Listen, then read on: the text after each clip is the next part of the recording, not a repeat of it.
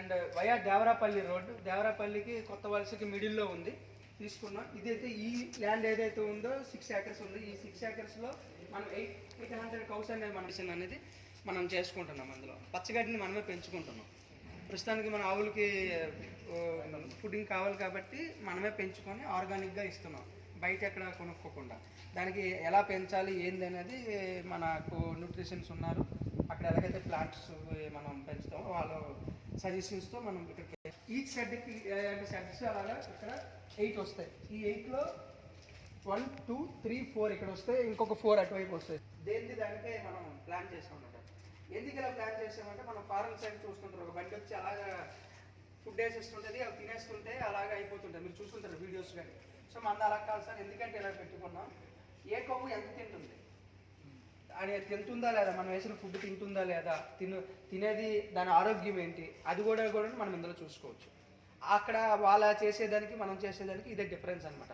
దానికి డిఫరెంట్గా ఆల్టర్నేట్గా దానికి ఆపోజిట్గా మనం ఇలాగ బాగుండాలి కాబట్టి సో ఆ విధంగా మనం ప్లాన్ చేసుకున్నాం. ఇందులోనే దాణా తింటుంది, ఇందులోనే గడ్డి తింటుంది, దానికి సంబంధించిన ఫుడ్. సో మనం క్లీన్ చేసుకునేటప్పుడు కూడా అవుటింగ్ కూడా మనం ఇలా ఇచ్చుకున్నాం.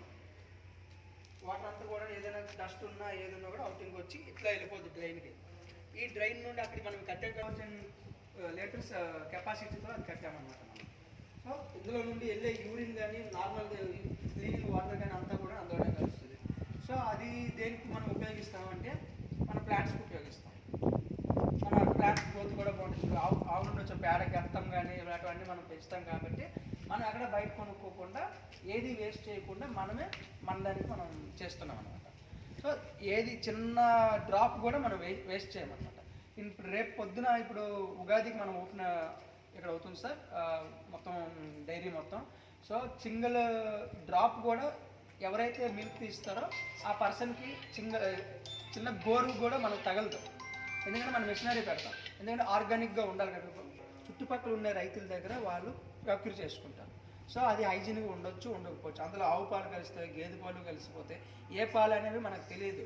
సో దానికి డిఫరెంట్గా మనము మా ఎండి గారు ఏం పెట్టుకొని ఆలోచించారంటే ఏదైతే మన కౌ నుండి వచ్చే మిల్క్ ఏదైతే ఉంటుందో ఆర్గానిక్గా మనం ఇవ్వబోతున్నాం. రేపు పొద్దున మన దగ్గర నుండి వచ్చే కౌని మన దగ్గర ప్యాకింగ్ అవుతుంది, మన దగ్గర పన్నీర్ అనేది తయారవుతుంది, మన దగ్గర ఘీ అనేది తయారవుతుంది, బటర్ మిల్క్ అనేది తయారవుతుంది. బయట నుండి మనం ప్రొక్యూర్ చేసుకోం, మన ఓన్ కౌ నుండి వచ్చే మిల్క్నే మనం చేస్తాం. 100% ప్యూర్ ఆర్గానిక్ మిల్క్ ఇస్తారు, అది కూడా రా మిల్క్ ఇస్తాం. మీకు ప్రతి ప్యాకెట్ మీద కూడా ఒక చిప్ అనేది ఒకటి ఇస్తారు, ర్యాపో అనేది.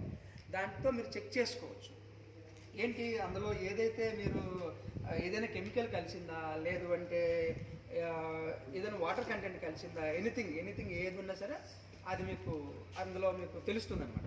సో అది ఆ విధంగా కూడాను మా ఎండి గారు ఆలోచించి ఎవరైతే మన దగ్గర బై చేస్తారో అవన్నిటి కూడా ఇంట్లో ఇప్పుడు ఉగాదికి మనం ఆల్రెడీ స్టాల్స్ అనేవి రెడీ అవుతున్నాయి. ఇప్పుడు అమూల్ అండ్ హెరిటేజ్ విశాఖ డైరీ ఎలాగైతే మనకి స్టాల్స్ ఉన్నాయో అది ఇంకో 20 daysలో ఉగాదికి మనం ఓపెన్ చేయబోతున్నాము. మనది కూడా ఒక ఎటార్ స్టాల్స్ అనేవి వస్తుంది. ఎటార్ ఆర్గానిక్ డైరీ ఫార్మ్ మిల్క్ అనేది మనం రెడీ చేస్తున్నాం. వైజాగ్లో ఇంకా త్వరలో మీరు చూడబోతున్నారు, ఆల్రెడీ కన్స్ట్రక్షన్ అవుతుంది. సో ఇదైతే చూస్తున్నారు. ఇంకా ఏదైతే ఉందో ఆ ప్లాంట్ ఏదైతే ఉందో అది కడుతున్నాం కదా, 3 crores వర్క్తో మనం దాన్ని ఇస్తున్నాం. ఒక 3 months మనం టైం అడిగారు, అదంతా కూడా వస్తుంది. దాంట్లోనే మిల్క్ అనేది ప్రాసెస్ అవుతుంది, చిల్లింగ్ అవుతుంది, పన్నీర్ తయారవుతుంది అండ్ కూడా అందులోనే ఇక్కడ నుండి మనకి డిస్ట్రిబ్యూట్ అవుతుంది, ప్యూర్ ఆర్గానిక్గా డిస్ట్రిబ్యూట్ అవుతుంది. సో ఇదండి మన డైరీకి సంబంధించిన అంటే డీటెయిల్స్ ఇవి. ఇంకేమైనా మీకు డౌట్ ఉంటే అడగొచ్చు, నేను ఎక్స్ప్లెయిన్ చేస్తాను సార్. ఏమైనా డౌట్స్ ఉంటే ఆవులకి మీరు ఇచ్చే ఫెసిలిటీస్ ఇంకెక్కడ సార్? ఆవులకి మీరు ఇచ్చే ఫెసిలిటీస్ సార్ ఇప్పుడు ఆవులకి మేము ఇచ్చే ఫెసిలిటీస్ ఏంటంటే మనకి ఆర్గానిక్గా మనం అన్నీ చూసుకుంటాం సార్. ఏది కూడాను బయట నుండి కానీ ఏదైనా ఇప్పుడు చూసినట్టయితే ఇప్పుడు ఈ షెడ్ పరంగా ఇప్పుడు ఫుడ్ పరంగా మేము చూసాం, ఏది ఎంత తింటుంది ఏది మీకు ముందు ఎక్స్ప్లెయిన్ చేసాం. సో దానికి జాగ్రత్తలు కూడా ఆ విధంగా ఏదైతే తీసుకుంటున్నామో ఇక్కడ మనకి ఫ్యాన్స్ కూడా వస్తాయి, మొత్తం కూడా ప్రతి దానికి ఫ్యాన్స్ వస్తాయి. దానికి ఏదైనా దోమలు కానీ ఏదైనా కరవకుండా ఉండండి. మీరు ఇంక ఇప్పుడు చూస్తున్నట్టయితే హైట్ కూడా చూస్తారు, షెడ్ హైట్ కూడా మీరు చూస్తుంటారు, ఎందుకంటే మొత్తం వేడంతా దిగుతుంది. సో అందువల్లనే మనం 14 to 15 హైట్ అనేది దాని హెడ్ మీద పడవకుండా ఇక్కడైతే అది ఏదైతే చేస్తుందో ఫుడ్డింగ్ దాని అంతా చేస్తామో ఆ పైన ఏదైతే ఉందో అదంతా అంత వేరంగా దాని మీద దిగదు. సో ఆ ఫెసిలిటీ కూడా చూసుకొని మనము మా ఎండి గారి సజెషన్తో ఈ విధంగా అనేది కూడా ఈ విధంగా మనం చూసుకున్నాం సార్.